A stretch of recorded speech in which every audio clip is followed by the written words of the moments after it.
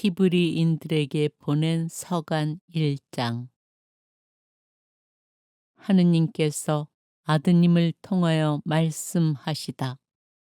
하느님께서 예전에는 예언자들을 통하여 여러 번에 걸쳐 여러 가지 방식으로 조상들에게 말씀하셨지만 이 마지막 때에는 아드님을 통하여 우리에게 말씀하셨습니다. 하느님께서는 아드님을 만물의 상속자로 삼으셨을 뿐만 아니라 그분을 통하여 온 세상을 만들기까지 하셨습니다. 아드님은 하느님 영광의 강체이시며 하느님 본질의 모상으로서 만물을 당신의 강력한 말씀으로 지탱하십니다. 그분께서 죄를 깨끗이 없애신 다음 하늘 높은 곳에 계신 존엄하신 분의 오른쪽에 앉으셨습니다. 그분께서는 천사들보다 뛰어난 이름을 상속받으시어 그만큼 그들보다 위대하게 되셨습니다. 천사들보다 위대하신 아드님, 하느님께서 천사들 가운데 그 누구에게 너는 내 아들, 내가 오늘 너를 낳았노라 하고 말씀하신 적이 있습니까? 또 나는 그의 아버지가 되고 그는 나의 아들이 되리라 하고 말씀하신 적이 있습니까? 또 맏아드님을 저 세상에 데리고 들어가실 때에는 하느님의 천사들은 모두 그에게 경배하여라 하고 말씀하십니다.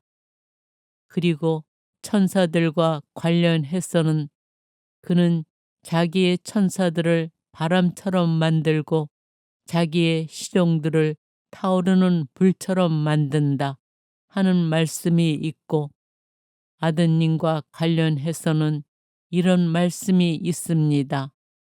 오 하느님, 당신의 왕좌는 영원 무궁하며 당신의 왕홀은 공정의 홀입니다.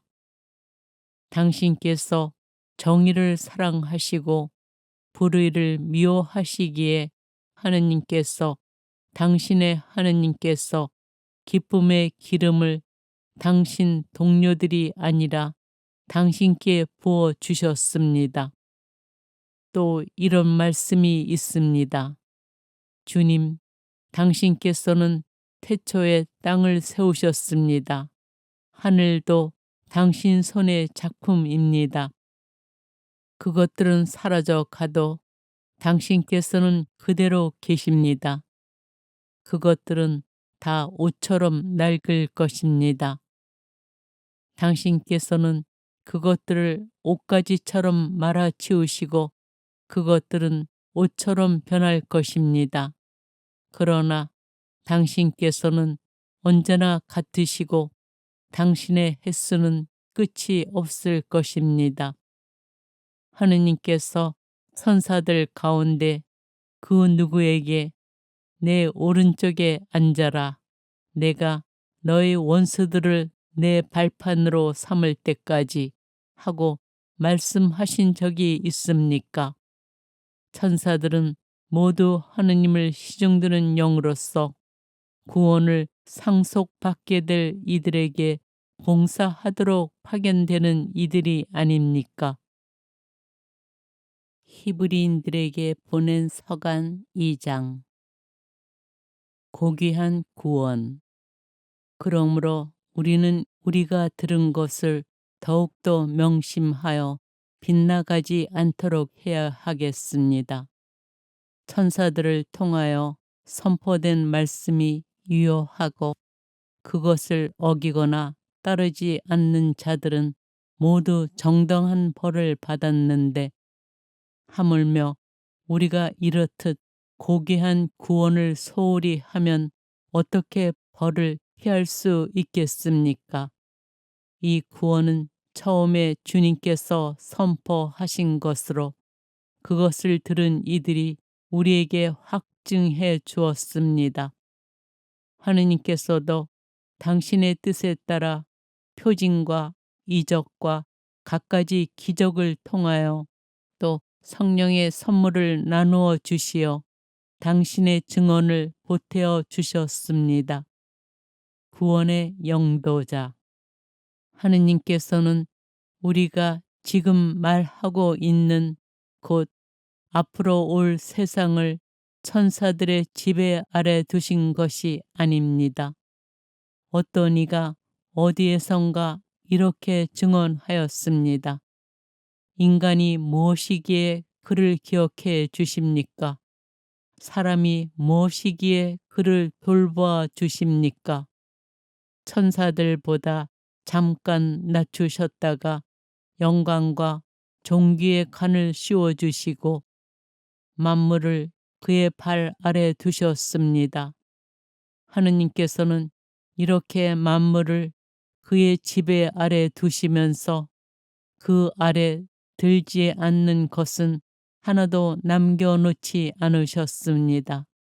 그런데도 우리가 보기에는 만물이 아직도 그의 지배 아래 들지 않았습니다. 그러나 우리는 천사들보다 잠깐 낮아지셨다가 죽음의 고난을 통하여 영광과 존귀의 관을 쓰신 예수님을 보고 있습니다. 이렇게 그분께서는 하느님의 은총으로 모든 사람을 위하여 죽음을 겪으셔야 했습니다. 만물은 하느님을 위하여 또 그분을 통하여 존재합니다. 이러한 하느님께서 많은 자녀들을 영광으로 이끌어 들이시면서 그들을 위한 구원의 영도자를 고난으로 완전하게 만드신 것은 당연한 일이었습니다. 사람들을 거룩하게 해주시는 분이나 거룩하게 되는 사람들이나 모두 한 분에게서 나왔습니다. 그러한 까닭에 예수님께서는 그들을 형제라고 부르기를 부끄러워하지 않으시고 이렇게 말씀하십니다. 저는 당신 이름을 제 형제들에게 전하고 모임 한가운데에서 당신을 찬양하오리이다. 또 나는 그분을 신뢰하리라 하시고 보라 나다 그리고 하느님께서 나에게 주신 자녀들이다 하고 말씀하십니다. 이 자녀들이 피와 살을 나누었듯이 예수님께서도 그들과 함께 피와 살을 나누어 가지셨습니다. 그것은 죽음의 권능을 쥐고 있는 자, 곧 악마를 당신의 죽음으로 파멸시키시고 죽음의 공포 때문에 한평생 종살이에 얽매여 있는 이들을 풀어주시려는 것이었습니다. 그분께서는 분명 천사들을 보살펴 주시는 것이 아니라 아브라함의 후손들을 보살펴 주십니다. 그렇기 때문에 그분께서는 모든 점에서 형제들과 같아지셔야 했습니다. 자비로울 뿐만 아니라 하느님을 섬기는 일에 충실한 대사제가 되시어 백성의 죄를 속죄하시려는 것이었습니다. 그분께서는 고난을 겪으시면서 유혹을 받으셨기 때문에 유혹을 받는 이들을 도와주실 수가 있습니다.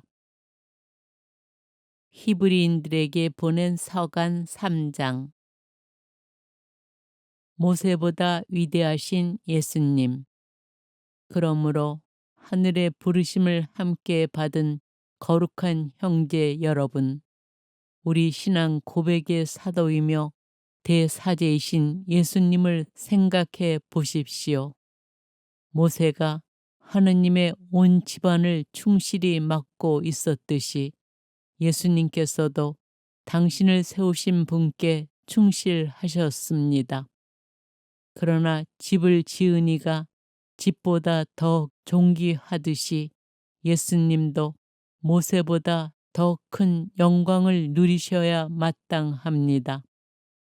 어떤 집이든 그것을 지은 이가 있습니다. 그런데 만물을 지으신 분은 하느님이십니다. 모세는 하느님께서 장차 말씀하시려는 것을 증언하려고 종으로서 그분의 온 집안을 충실히 맡고 있었습니다. 그러나 그리스도께서는 그분의 집안을 맡은 아드님으로서 충실하신 분이십니다. 우리가 그분의 집안입니다. 우리 희망에 대하여 확신과 긍지를 굳게 지니는 한 그렇습니다.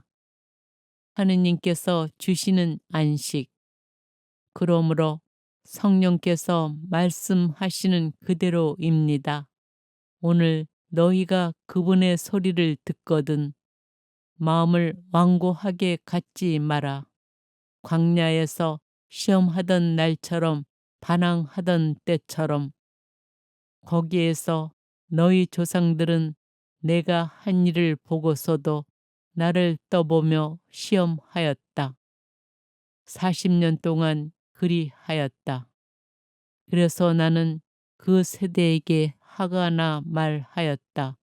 언제나 마음이 빗나간 자들, 그들은 내 길을 깨닫지 못하였다. 그리하여 나는 분노하며 맹세하였다. 그들은 내 안식처에 들어가지 못하리라. 형제 여러분, 여러분 가운데에는 믿지 않는 악한 마음을 품고서 살아계신 하느님을 저버리는 사람이 없도록 조심하십시오. 오늘이라는 말이 들리는 한 여러분은 날마다 서로 격려하여 죄의 속임수에 넘어가 완고해지는 사람이 하나도 없도록 하십시오.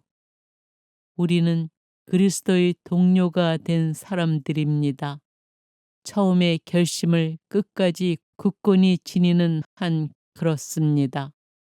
오늘 너희가 그분의 소리를 듣거든 반항하던 때처럼 마음을 완고하게 갖지 마라 하셨는데 듣고도 반항한 자들은 누구였습니까? 모두 모세의 인도를 받아 이집트에서 빠져나온 그 사람들이 아닙니까? 또 하느님께서는 40년 동안 누구에게 화가 나셨습니까? 죄를 지은 사람들, 시체가 되어 광야에 쓰러진 그 사람들이 아닙니까? 또 하느님께서는 누구에게 당신의 안식처에 들어가지 못하리라고 맹세하셨습니까? 순종하지 않은 그 사람들이 아닙니까? 우리가 보듯이 과연 그들은 불신 때문에 안식처에 들어가지 못하였습니다. 히브리인들에게 보낸 서간 4장. 그러므로 하느님의 안식처에 들어갈 수 있다는 약속이 계속 유효한데도 여러분 가운데 누가 이미 탈락하였다고 여겨지는 일이 없도록 우리 모두 주의를 기울입시다. 사실 그들이나 우리나 마찬가지로 기쁜 소식을 들었습니다. 그러나 그들이 들은 그 말씀은 그들에게 아무런 이득이 되지 못하였습니다. 그 말씀을 귀 여겨 들은 이들과 믿음으로 결합되지 못하였기 때문입니다. 믿음을 가진 우리는 안식처로 들어갑니다. 그것은 하느님께서 그리하여 나는 분노하며 맹세하였다. 그들은 내 안식처에 들어가지 못하리라 하고 말씀하신 그대로입니다.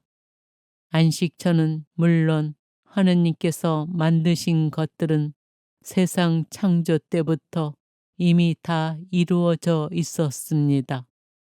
사실 일곱째 날에 관하여 어디에선가 이렇게 말하였습니다. 하느님께서는 하시던 일을 모두 마치시고 이튿날에 쉬셨다. 또 여기에서는 그들은 내 안식처에 들어가지 못하리라 하였습니다. 그런데 어떤 이들은 그곳에 들어갈 기회가 아직 있고 또 예전에 기쁜 소식을 들은 이들은 순종하지 않은 탓으로 그것에 들어가지 못하였기에 하느님께서는 다시 오늘이라는 날을 정하셨습니다.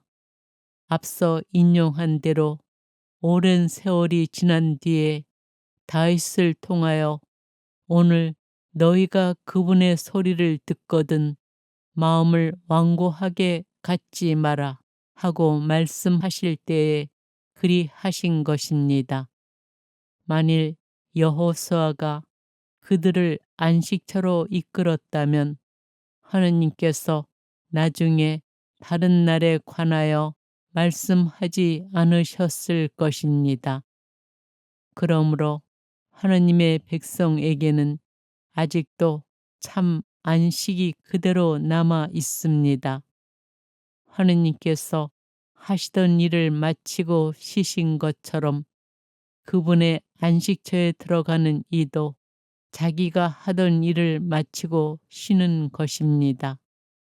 그러니 그와 같은 불순종의 본을 따르다가 떨어져 나가는 사람이 없게 우리 모두 저 안식처에 들어가도록 힘씁시다.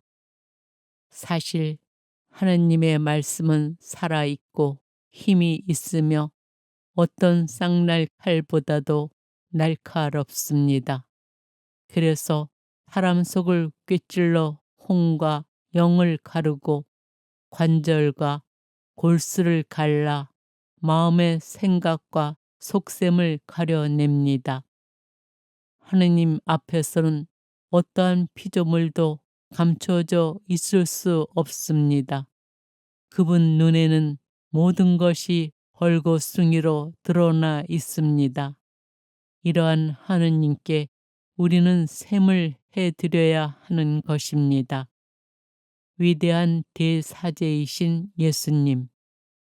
그런데 우리에게는 하늘 위로 올라가신 위대한 대사제가 계십니다. 하느님의 아들 예수님이십니다. 그러니 우리가 고백하는 신앙을 굳게 지켜 나아갑시다.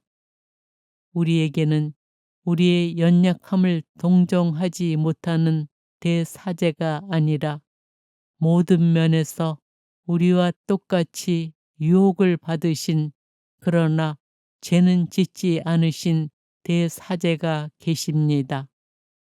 그러므로 확신을 가지고 은총의 어자로 나아갑시다. 그리하여 자비를 얻고 은총을 받아 필요할 때에 도움이 되게 합시다. 히브리인들에게 보낸 서간 5장. 모든 대사제는 사람들 가운데에서 뽑혀 사람들을 위하여 하느님을 섬기는 일을 하도록 지정된 사람입니다. 곧 죄 때문에 예물과 제물을 바치는 것입니다. 그는 자기도 약점을 짊어지고 있으므로 무지하여 길을 벗어난 이들을 너그러이 대할 수 있습니다. 그리고 연약한 탓에 백성의 죄뿐만 아니라 자기 죄 때문에도 제물을 바쳐야 합니다. 이 영예는 어느 누구도 스스로 얻는 것이 아니라 아론과 같이 하느님에게서 부르심을 받아 얻는 것입니다. 이처럼 그리스도께서도 대사제가 되는 영광을 스스로 차지하신 것이 아니라 그분께 너는 내 아들, 내가 오늘 너를 낳았노라 하고 말씀하신 분께서 그렇게 해 주신 것입니다. 또 다른 곳에서 말씀하신 그대로입니다. 너는 멜키ጼ덱과 같이 영원한 사제다. 예수님께서는 이 세상에 계실 때 당신을 죽음에서 구하실 수 있는 분께 큰 소리로 부르짖고 눈물을 흘리며 기도와 탄원을 올리셨고, 하느님께서는 그 경외심 때문에 들어주셨습니다. 예수님께서는 아드님이시지만 고난을 겪으심으로써 순종을 배우셨습니다. 그리고 완전하게 되신 뒤에는 당신께 순종하는 모든 이에게 영원한 구원의 근원이 되셨으며, 하느님에게서 멜키체덱과 같은 대사제로 임명되셨습니다. 성숙한 신앙생활, 이것에 관해서는 우리가 할 말이 많지만 여러분이 알아듣는 데에 둔해진 까닭에 설명하기가 어렵습니다. 사실 시간으로 보면 여러분은 벌써 교사가 되었어야 할 터인데 아직도 하느님 말씀의 초보적인 원리를 다시 남에게서 배워야 할 필요가 있습니다. 여러분은 단단한 음식이 아니라 젖이 필요한 사람이 되었습니다. 젖을 먹고 사는 사람은 모두 악이이므로 옳고 그름을 가리는 일에 섰습니다. 단단한 음식은 성숙한 사람들을 위한 것입니다. 그들은 경험으로 좋고 나쁜 것을 분별하는 훈련된 지각을 가지고 있습니다. 히브리인들에게 보낸 서간 6장. 그러므로 그리스도에 관한 초보적인 교리를 놓아두고 성숙한 경지로 나아갑시다. 다시 기초를 닦을 필요는 없습니다. 그 기초는 곧 죽음의 행실에서 돌아서는 회개와 하나님에 대한 믿음, 세례에 관한 가르침과 안수, 죽은 이들의 부활과 영원한 심판입니다. 하느님께서 허락하시면 우리는 성숙한 경지로 나아갈 수 있을 것입니다.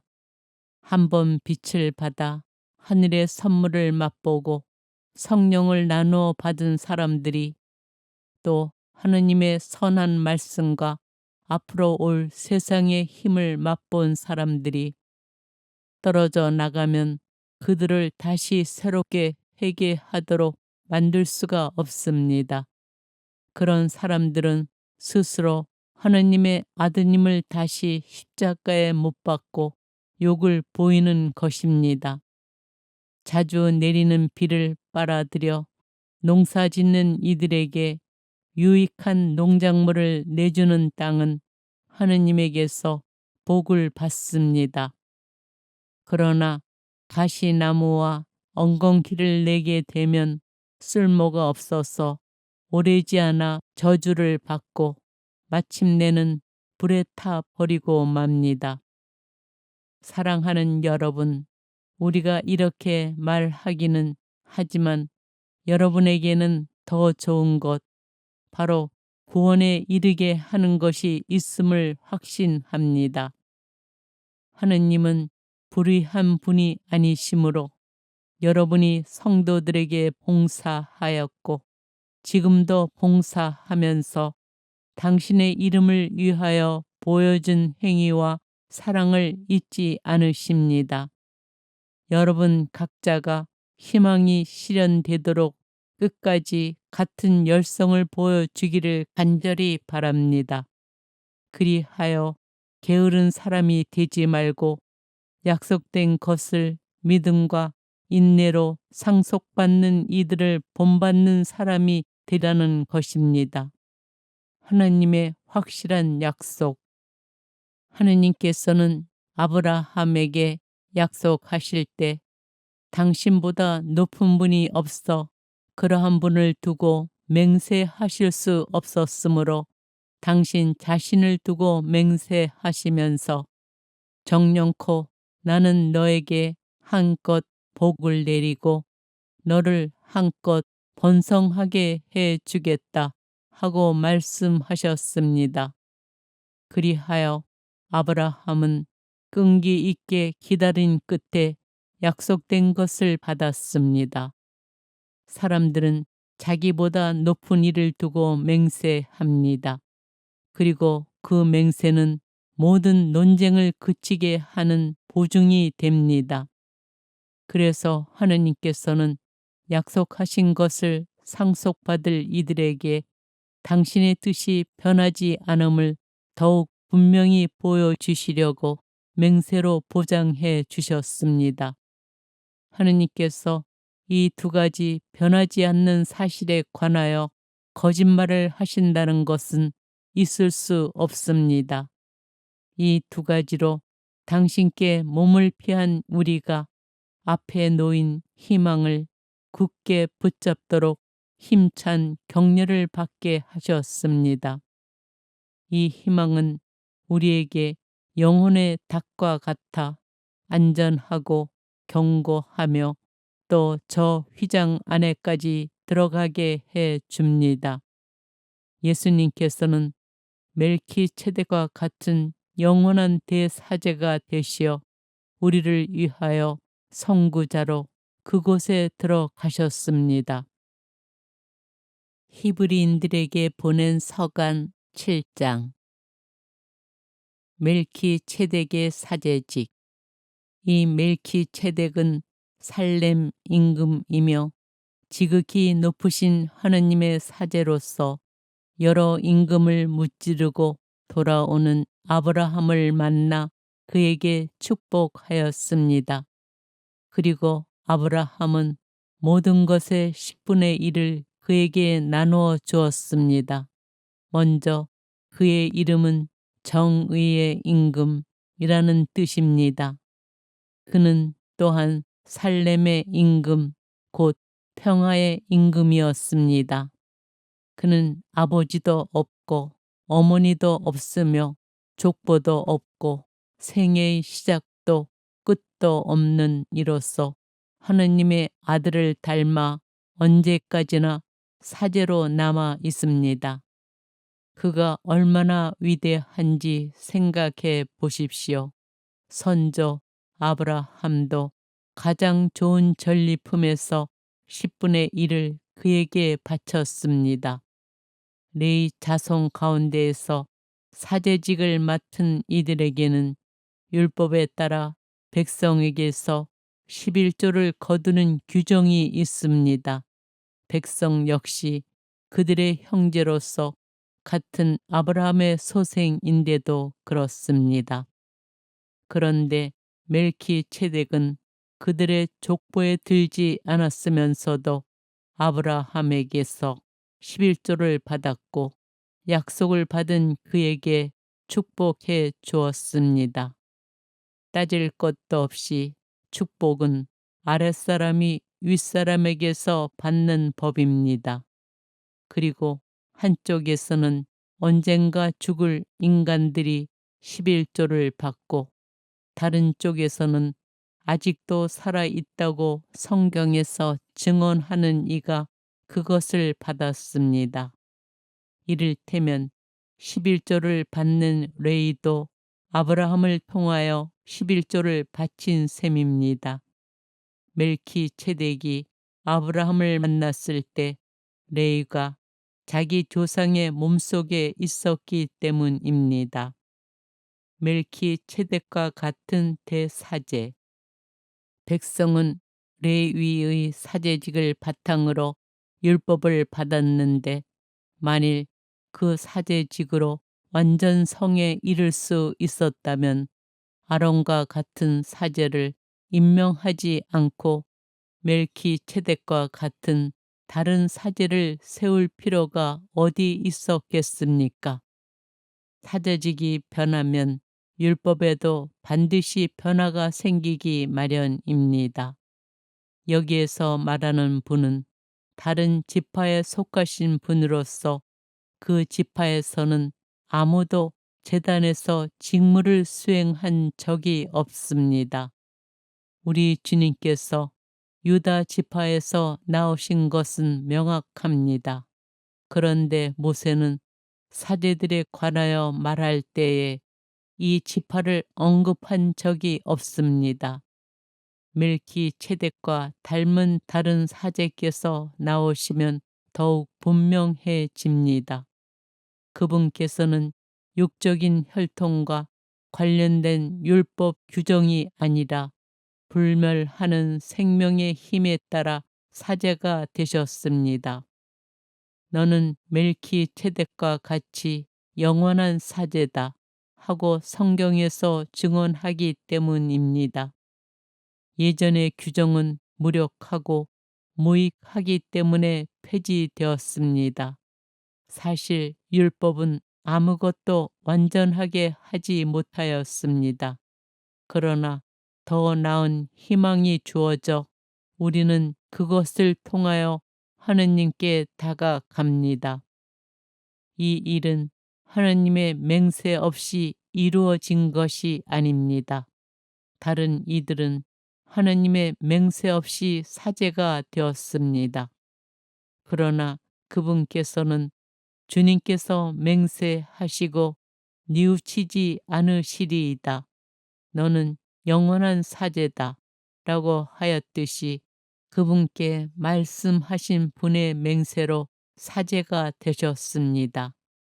그러한 만큼 예수님께서는 더 나은 계약을 보증해 주시는 분이 되셨습니다. 또한 다른 사제들은 죽음 때문에 직무를 계속할 수가 없어 그 수가 많았습니다. 그러나 그분께서는 영원히 사시기 때문에 영구한 사제직을 지니십니다. 따라서 그분께서는 당신을 통하여 하느님께 나아가는 사람들을 언제나 구원하실 수 있습니다. 그분께서는 늘 살아 계시어 그들을 위하여 빌어 주십니다. 사실 우리는 이와 같은 대사제가 필요하였습니다. 거룩하시고 순수하시고 순결하시고 죄인들과 떨어져 계시며 하늘보다 더 높으신 분이 되신 대사제이십니다. 그분께서는 다른 대사제들처럼 날마다 먼저 자기 죄 때문에 제물을 바치고 그 다음으로 백성의 죄 때문에 제물을 바칠 필요가 없으십니다. 당신 자신을 바치실 때에 이 일을 단 한 번에 다 이루신 것입니다. 율법은 약점을 지닌 사람들을 대사제로 세우지만 율법 다음에 이루어진 맹세의 그 말씀은 영원히 완전하게 되신 아드님을 대사제로 세웁니다. 히브리인들에게 보낸 서간 8장. 새 계약의 대사제. 지금 하는 말의 요점은 우리에게 이와 같은 대사제가 계시다는 것입니다. 곧 하늘에 계신 존엄하신 분의 어자 오른쪽에 앉으시어 사람이 아니라 주님께서 세우신 성소와 참 성막에서 직무를 수행하시는 분이십니다. 모든 대사제는 예물과 제물을 바치도록 임명된 사람입니다. 그러므로 대사제도 무엇인가 바칠 것이 있어야 합니다. 만일 그분께서 세상에 계시면 사제가 되지 못하십니다. 율법에 따라 예물을 바치는 사제들이 있기 때문입니다. 모세가 성막을 세우려고 할 때에 지시를 받은 대로 그들은 하늘에 있는 성소의 모상이며 그림자에 지나지 않는 성소에서 봉직합니다. 하느님께서 자, 내가 이 산에서 너에게 보여준 모형에 따라 모든 것을 만들어라 하고 말씀하신 것입니다. 그런데 이제 그리스도께서는 더 훌륭한 직무를 맡으셨습니다. 더 나은 약속을 바탕으로 세워진 더 나은 계약의 중개자이시기 때문입니다. 저 첫째 계약에 결함이 없었다면 다른 계약을 찾을 까닭이 없었을 것입니다. 그런데 하느님께서는 그들의 결함을 꾸짖으시며 이렇게 말씀하십니다. 보라, 그날이 온다. 주님께서 말씀하신다. 그때 나는 이스라엘 지방과 유다 지방과 새 계약을 맺으리라. 그것은 내가 그 조상들의 손을 잡고 이집트 땅에서 이끌고 나올 때에 그들과 맺었던 계약과는 다르다. 그들이 내 계약을 지키지 않아 나도 그들을 돌보지 않았다. 주님께서 말씀하신다. 그 시대가 지난 뒤에 내가 이스라엘 지방과 맺어줄 계약은 이러하다. 주님께서 말씀하신다. 나는 그들의 생각 속에 내 법을 넣어주고 그들의 마음에 그 법을 새겨주리라. 그리하여 나는 그들의 하느님이 되고 그들은 나의 백성이 되리라. 그때에는 아무도 자기 이웃에게 아무도 제 형제에게 주님을 알아라 하고 가르치지 않으리라. 그들이 낮은 사람부터 높은 사람까지 모두 나를 알게 될 것이기 때문이다. 나는 그들의 불의를 너그럽게 보아주고 그들의 죄를 더 이상 기억하지 않으리라. 하느님께서는 새 계약이라는 말씀을 하심으로써 첫째 계약을 낡은 것으로 만드셨습니다. 낡고 오래된 것은 곧 사라집니다. 히브리인들에게 보낸 서간 9장. 옛 계약의 제사. 첫째 계약에도 예배 법규가 있었고 지상 성소가 있었습니다. 사실 첫째 성막이 세워져 그 안에 등잔대와 상과 제사방이 놓여 있었는데 그것을 성소라고 합니다. 둘째 휘장 뒤에는 지성소라고 하는 성막이 있었습니다. 거기에는 금으로 된 분향 제단과 온통 금으로 입힌 계약궤가 있었고 그 속에는 만나가 든 금 항아리와 싹이 돋은 아론의 지팡이와 계약의 판들이 들어 있었습니다. 그리고 궤 위에는 영광의 거룹들이 속죄판을 덮고 있었습니다. 지금은 이러한 것들을 자세히 말할 때가 아닙니다. 이러한 것들을 갖춘 뒤 사제들은 언제나 첫째 성막으로 들어가 예배를 집전합니다. 둘째 성막에는 대사제만 1년에 단 한 번 들어가는데 그때에는 반드시 자기와 백성이 모르고 지은 죄 때문에 바치는 피를 가지고 들어갑니다. 이로써 첫째 성막이 서 있는 동안에는 아직 성소로 들어가는 길이 드러나지 않았음을 성령께서 보여주시는 것입니다. 이는 현 시대를 가리키는 상징입니다. 예물과 제물을 바치기는 하지만 그것들이 예배하는 이의 양심을 완전하게 해주지는 못합니다.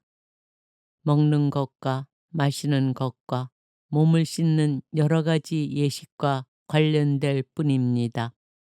이 모든 것은 새 질서의 시대가 시작될 때까지만 부과된 외적인 법규일 따름입니다. 새 계약의 제사. 그러나 그리스도께서는 이미 이루어진 좋은 것들을 주관하시는 대사제로 오셨습니다. 그분께서는 사람 손으로 만들지 않은 곧 이 피조물에 속하지 않는 더 훌륭하고 더 완전한 성막으로 들어가셨습니다. 염소와 송아지 피가 아니라 당신의 피를 가지고 단 한 번 성소로 들어가시어 영원한 해방을 얻으셨습니다.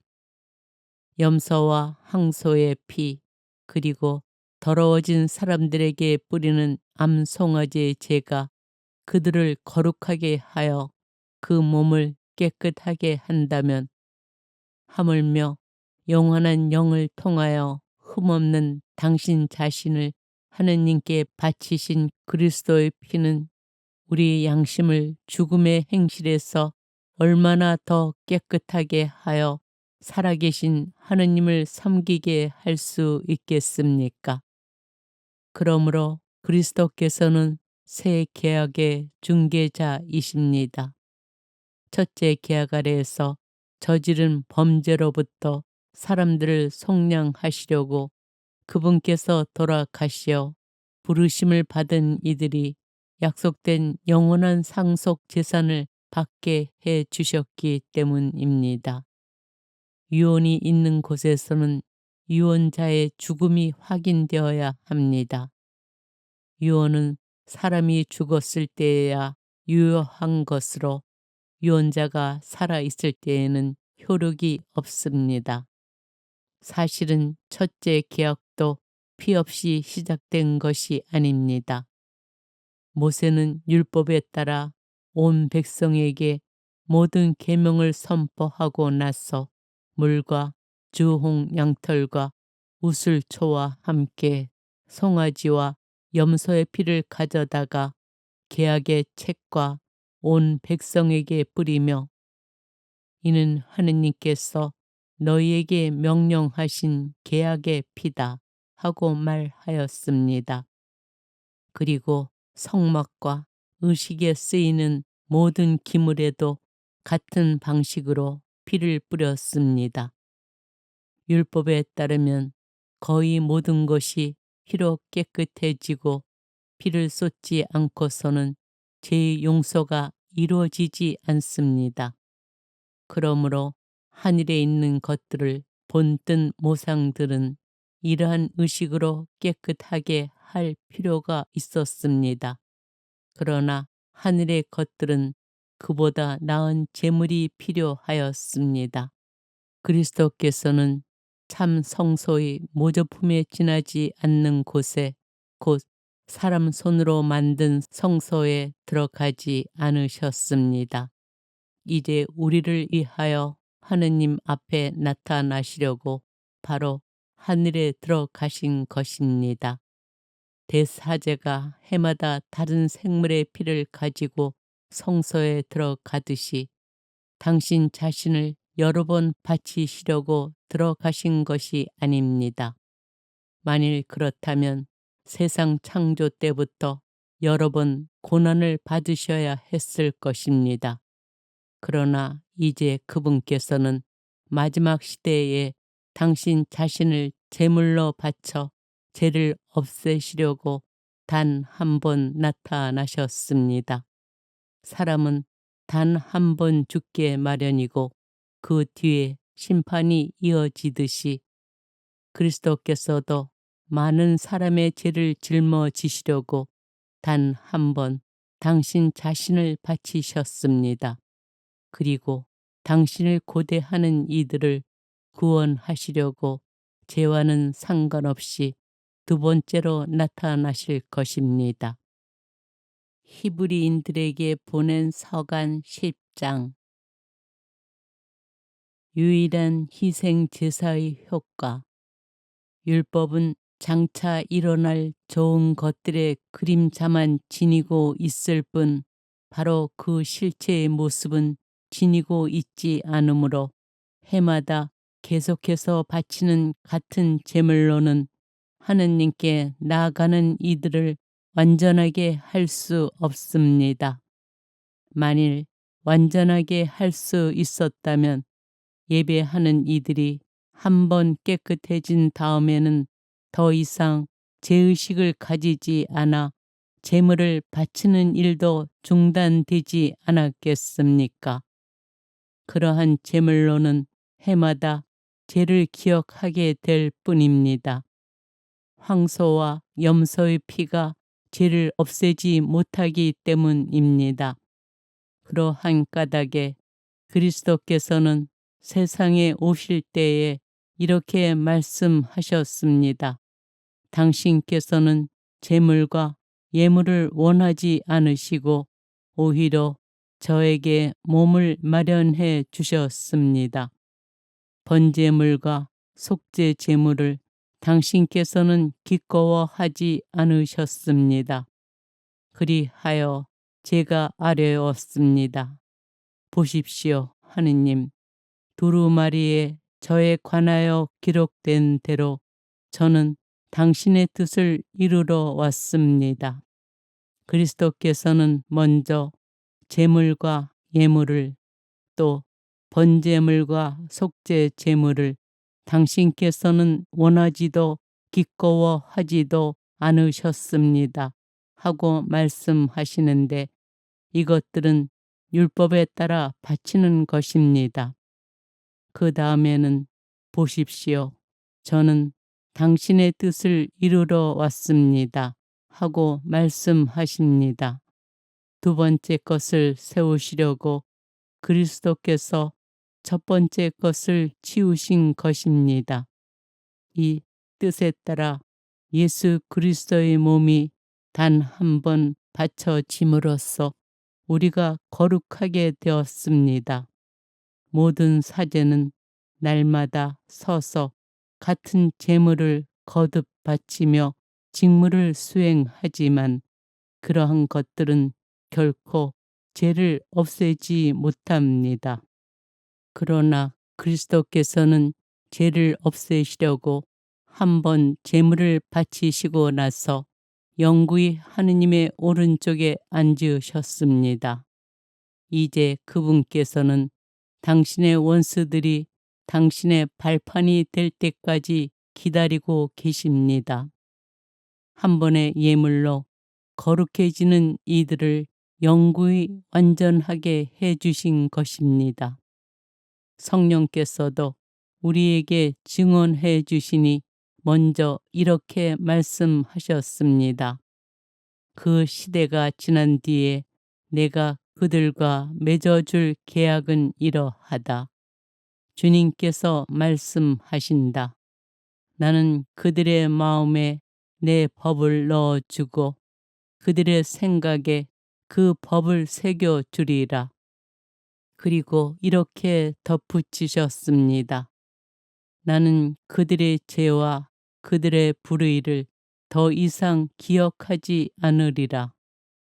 이러한 것들이 용서된 곳에는 더 이상 죄 때문에 바치는 예물이 필요 없습니다. 충실한 신앙생활. 그러므로 형제 여러분, 우리는 예수님의 피 덕분에 성소에 들어간다는 확신을 가지고 있습니다. 그분께서는 그 휘장을 관통하는 새롭고도 살아있는 길을 우리에게 열어주셨습니다. 곧 당신의 몸을 통하여 그리해 주셨습니다. 우리에게는 하느님의 집을 다스리시는 위대한 사제가 계십니다. 그러니 진실한 마음과 확고한 믿음을 가지고 하느님께 나아갑시다. 우리의 마음은 그리스도의 피가 뿌려져 악에 물든 양심을 벗고 깨끗해졌으며 우리의 몸은 맑은 물로 말끔히 씻겼습니다. 우리가 고백하는 희망을 굳게 간직합시다. 약속해 주신 분은 성실하신 분이십니다. 서로 자극을 주어 사랑과 선행을 하도록 주의를 기울입시다. 어떤 이들이 습관적으로 그러듯이 우리 모임을 소홀히 하지 말고 서로 격려합시다. 여러분도 보다시피 그날이 가까이 오고 있으니 더욱더 그렇게 합시다.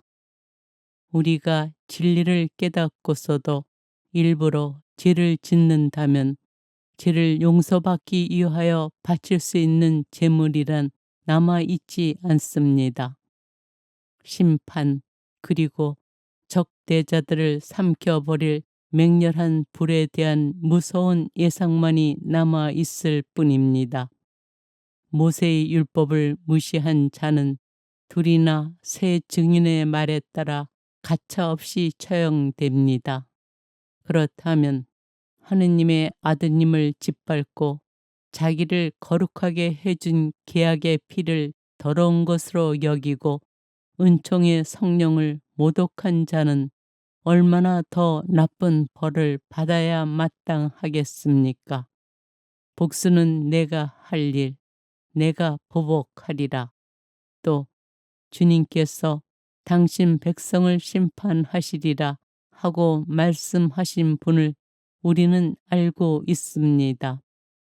살아계신 하나님의 손에 떨어지는 것은 무서운 일입니다. 예전에 여러분이 빛을 받은 뒤에 많은 고난의 싸움을 견디어 낸 때를 기억해 보십시오. 어떤 때는 공공연히 모욕과 환난을 당하기도 하고 어떤 때에는 그러한 처지에 빠진 이들에게 동무가 되어 주기도 하였습니다. 여러분은 또한 감옥에 갇힌 이들과 고통을 함께 나누었고 재산을 빼앗기는 일도 기쁘게 받아들였습니다. 그보다 더 좋고 또 길이 남는 재산을 가지고 있다는 것을 알고 있었기 때문입니다. 그러니 여러분의 그 확신을 버리지 마십시오. 그것은 큰 상을 가져다 줍니다. 여러분이 하느님의 뜻을 이루어 약속된 것을 얻으려면 인내가 필요합니다. 조금만 더 있으면 올 이가 오리라. 지체하지 않으리라. 나의 의인은 믿음으로 살리라. 그러나 뒤로 물러서는 자는 내 마음이 기꺼워하지 않는다. 우리는 뒤로 물러나 멸망할 사람이 아니라 믿어서 생명을 얻을 사람입니다. 히브리인들에게 보낸 서간 11장. 믿음은 우리가 바라는 것들의 보증이며 보이지 않는 실체들의 확증입니다. 사실 옛사람들은 믿음으로 인정을 받았습니다. 믿음으로써 우리는 세상이 하느님의 말씀으로 마련되었음을 따라서 보이는 것이 보이지 않는 것에서 나왔음을 깨닫습니다. 믿음으로써 아벨은 카인보다 나은 제물을 하느님께 바쳤습니다. 믿음 덕분에 아벨은 의인으로 인정받고 하느님께서는 그의 예물을 인정해 주셨습니다.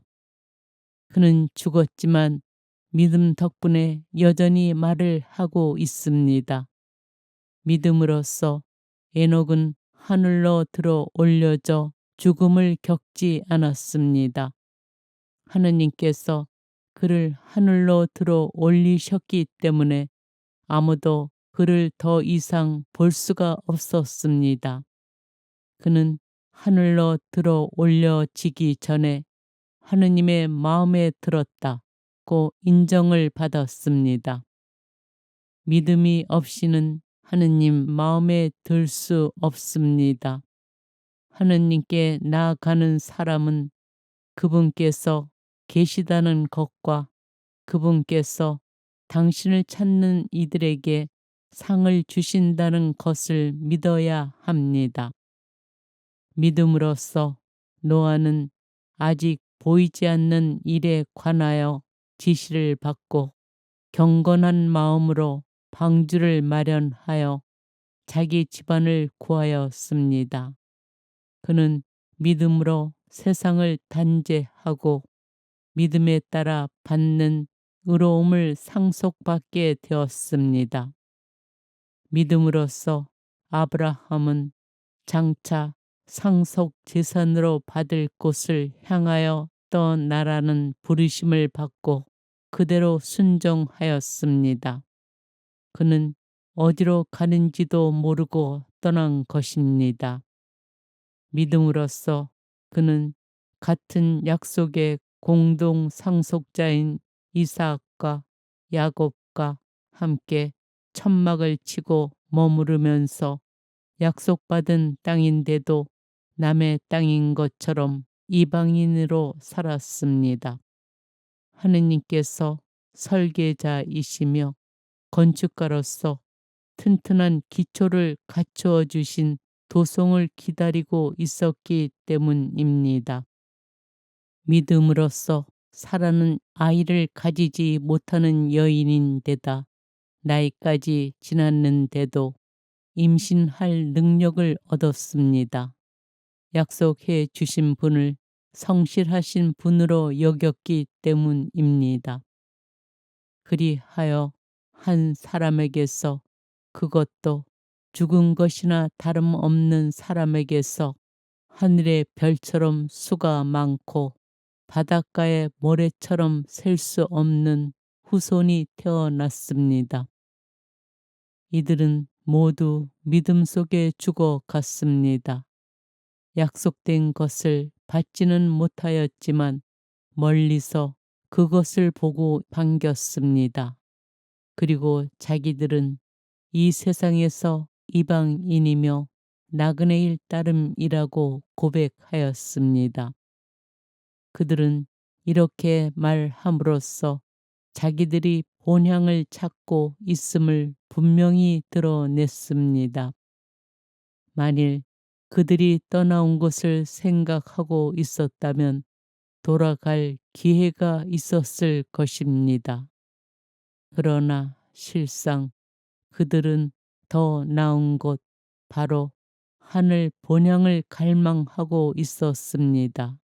그래서 하느님께서는 그들의 하느님이라고 불리시는 것을 부끄러워하지 않으시고 그들에게 도성을 마련해 주셨습니다. 믿음으로써 아브라함은 시험을 받을 때에 이삭을 바쳤습니다. 약속을 받은 아브라함이 외아들을 바치려고 하였습니다. 그 외아들을 두고 하느님께서는 일찍이 이삭을 통하여 후손들이 너의 이름을 물려받을 것이다 하고 말씀하셨습니다. 아브라함은 하느님께서 죽은 사람까지 일으키실 수 있다고 생각하였습니다. 그리하여 이삭을 하나의 상징으로 돌려받은 것입니다. 믿음으로써 이삭은 장래의 일을 두고 야곱과 예사우에게 축복해 주었습니다. 믿음으로써 야곱은 죽을 때에 요셉의 아들들에게 하나하나 축복해 주고 지팡이 끝에 의지하여 하느님께 경배하였습니다.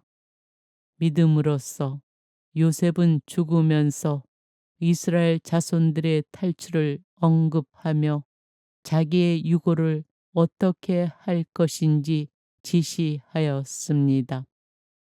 믿음으로써 모세가 태어났을 때에 그의 부모는 그를 3달 동안 숨겼습니다. 그들이 보기에 아기가 잘 생겼기 때문입니다. 그들은 임금의 명령도 두려워하지 않았습니다. 믿음으로써 모세는 어른이 되었을 때에 파라오의 딸의 아들이라고 불리기를 거부하였습니다. 제 일시적인 향락을 누리기보다 하나님의 백성과 함께 학대받는 길을 선택하였습니다. 그는 그리스도를 위하여 받는 모욕을 이집트의 보물보다 더 큰 재산으로 여겼습니다. 앞으로 받을 상을 내다보고 있었던 것입니다. 믿음으로써 그는 임금의 분노도 두려워하지 않고 이집트를 떠났습니다. 보이지 않으시는 분을 보고 있는 사람처럼 굳건히 견뎌냈습니다. 믿음으로써 모세는 파스카 축제를 지내고 피를 뿌려 마다들과 맛배의 파괴자가 그들을 건드리지 못하게 하였습니다. 믿음으로써 그들은 홍해를 마른 땅처럼 건넜습니다. 이집트인들은 그렇게 하려다가 물에 빠져 죽었습니다. 믿음으로써 사람들이 이레 동안 에리코 성벽을 돌자 그것이 무너져 내렸습니다. 믿음으로써 창녀 라합은 정탐꾼들을 평화로이 맞아들였기에 순종하지 않은 자들과 함께 망하지 않았습니다. 내가 무슨 말을 더 해야 하겠습니까? 기드온, 바락, 삼손, 입타, 다윗과 사무엘, 그리고 예언자들에 대하여 말하려면 시간이 모자랄 것입니다. 그들은 믿음으로 여러 나라를 정복하였고 정의를 실천하였으며 약속된 것을 얻었고 사자들의 입을 막았으며 맹렬한 불을 껐고 칼날을 벗어났으며 약하였지만 강해졌고 전쟁 때에 용맹한 전사가 되었으며 외국 군대를 물리쳤습니다. 어떤 여인들은 죽었다가 부활한 식구들을 다시 맞아들이기도 하였습니다. 어떤 이들은 더 나은 부활을 누리려고 석방도 받아들이지 않은 채 고문을 받았습니다. 또 어떤 이들은 조롱과 채찍질을 당하고 결박과 투옥을 당하기까지 하였습니다. 또 돌에 맞아 죽기도 하고 톱으로 잘리기도 하고 칼에 맞아 죽기도 하였습니다. 그들은 궁핍과 고난과 학대를 겪으며 양가죽이나 염소 가죽만 두른 채 돌아다녔습니다. 그들에게는 세상이 가치 없는 곳이었습니다. 그래서 광야와 산과 동굴과 땅굴을 헤매고 다녔습니다.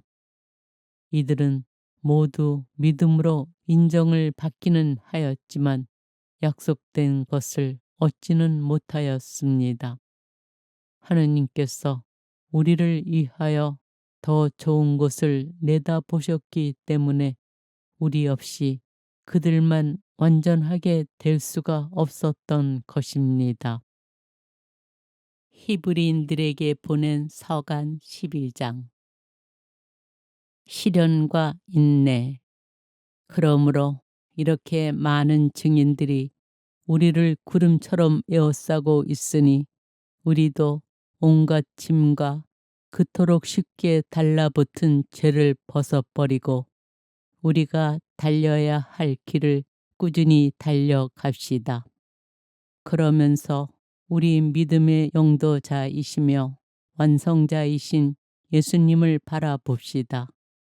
그분께서는 당신 앞에 놓인 기쁨을 내다보시면서 부끄러움도 아랑곳하지 않으시고 십자가를 견뎌내시어 하느님의 어자 오른쪽에 앉으셨습니다. 죄인들의 그러한 적대 행위를 견뎌내신 분을 생각해 보십시오. 그러면 낙심하여 지쳐버리는 일이 없을 것입니다. 여러분은 죄에 맞서 싸우면서 아직 피를 흘리며 죽는 데까지 이르지는 않았습니다. 여러분은 하느님께서 여러분을 자녀로 대하시면서 내리시는 공고를 잊어버렸습니다. 내 아들아, 주님의 훈육을 하찮게 여기지 말고 그분께 책망을 받아도 낙심하지 마라. 주님께서는 사랑하시는 이를 훈육하시고 아들로 인정하시는 모든 이를 채찍질하신다. 여러분의 시련을 훈육으로 여겨 견뎌내십시오. 하느님께서는 여러분을 자녀로 대하십니다. 아버지에게서 훈육을 받지 않는 아들이 어디 있습니까? 모든 자녀가 다 받는 훈육을 받지 않는다면 여러분은 사생아지 자녀가 아닙니다. 게다가 우리에게는 우리를 훈육하시는 육신의 아버지가 계셨고 우리는 그러한 아버지를 공경하였습니다. 그렇다면 영적 아버지께는 더욱 순종하여 그 결과로 생명을 얻어야 하지 않겠습니까? 육신의 아버지들은 자기들의 생각대로 우리를 잠깐 훈육하였지만 그분께서는 우리에게 유익하도록 훈육하시어 우리가 당신의 거룩함에 동참할 수 있게 해 주십니다. 모든 훈육이 당장은 기쁨이 아니라 슬픔으로 여겨줍니다. 그러나 나중에는 그것으로 훈련된 이들에게 평화와 의로움의 열매를 가져다 줍니다. 그러므로 맥풀린 손과 힘 빠진 무릎을 바로 세워 바른 길을 달려가십시오. 그리하여 절름거리는 다리가 접질리지 않고 오히려 낫게 하십시오. 하느님의 은총과 부르심에 합당한 생활, 모든 사람과 평화롭게 지내고 거룩하게 살도록 힘쓰십시오. 거룩해지지 않고는 아무도 주님을 뵙지 못할 것입니다. 여러분은 아무도 하느님의 은총을 놓쳐버리는 일이 없도록 조심하십시오. 또 쓴 열매를 맺는 뿌리가 하나라도 솟아나 혼란을 일으켜 그것 때문에 많은 사람이 더럽혀지는 일이 없도록 조심하십시오. 그리고 아무도 음식 한 그릇에 맏아들의 권리를 팔아 넘긴 에사우와 같이 불륜을 저지르거나 속된 자가 되지 않도록 하십시오. 여러분도 알다시피 에사우는 나중에 아버지의 축복을 상속받기를 원하였지만 거절당하였습니다. 눈물을 흘리며 축복을 받으려고 애썼지만 회개할 기회를 찾지 못하였기 때문입니다. 여러분이 나아간 곳은 만져볼 수 있고 불이 타오르고 짙은 어둠과 폭풍이 일며 또 나팔이 울리고 말소리가 들리는 곳이 아닙니다. 그 말소리를 들은 이들은 더 이상 자기들에게 말씀이 내리지 않게 해달라고 빌었습니다. 짐승이라도 산을 건드리면 돌에 맞아 죽을 것이다 하는 경고를 견뎌낼 수가 없었던 것입니다. 그 광경이 얼마나 무서웠던지 모세는 나는 두렵다 하며 몸을 떨었습니다. 그러나 여러분이 나아간 곳은 시온산이고 살아계신 하느님의 도성이며 천상 예루살렘으로 무수한 천사들의 축제 집회와 하늘에 등록된 맏아들의 모임이 이루어지는 곳입니다. 또 모든 사람의 심판자 하느님께서 계시고 완전하게 된 의인들의 영이 있고 새 계약의 중개자 예수님께서 계시며 그분께서 뿌리신 피, 곧 아벨의 피보다 더 훌륭한 것을 말하는 그분의 피가 있는 곳입니다. 말씀하시는 분을 거부하지 않도록 조심하십시오.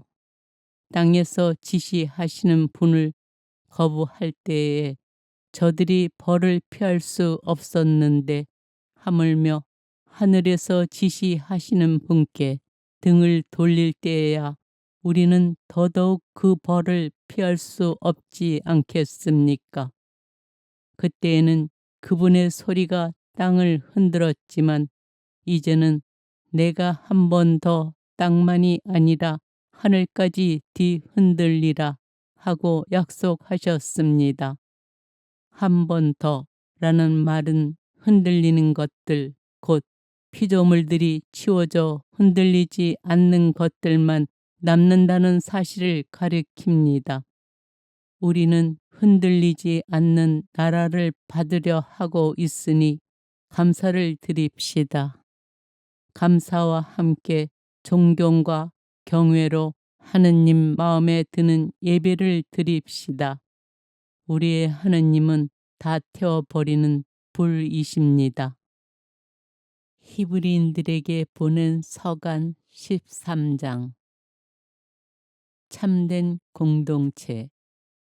형제를 계속 실천하십시오. 손님 접대를 소홀히 하지 마십시오. 손님 접대를 하다가 어떤 이들은 모르는 사이에 천사들을 접대하기도 하였습니다.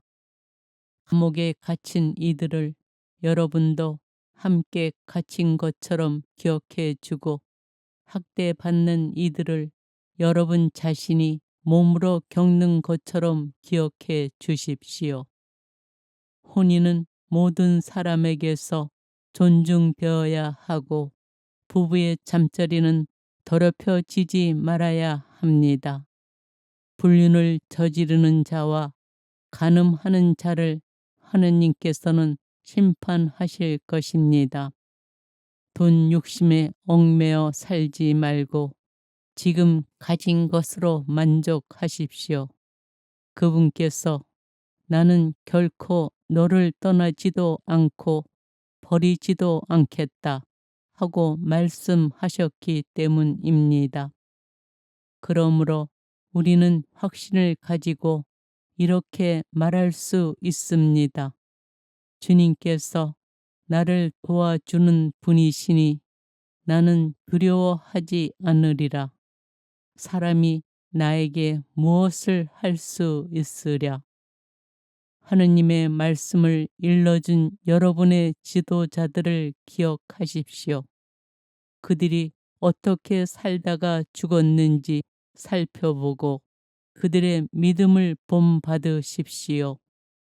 예수 그리스도는 어제도 오늘도 또 영원히 같은 분이십니다. 갖가지 이상한 가르침에 끌려가지 마십시오. 음식에 관한 규정이 아니라 은총으로 마음을 굳세게 하는 것이 좋습니다. 그 규정에 따라 살아간 이들은 아무런 이득을 얻지 못하였습니다. 우리에게는 제단이 있는데 성막에 봉직하는 이들은 이 제단의 음식을 먹을 권리가 없습니다. 대사제는 짐승들의 피를 속죄 제물로 성소 안에 가져갑니다. 그러나 그 짐승들의 몸은 진영 밖에서 태웁니다.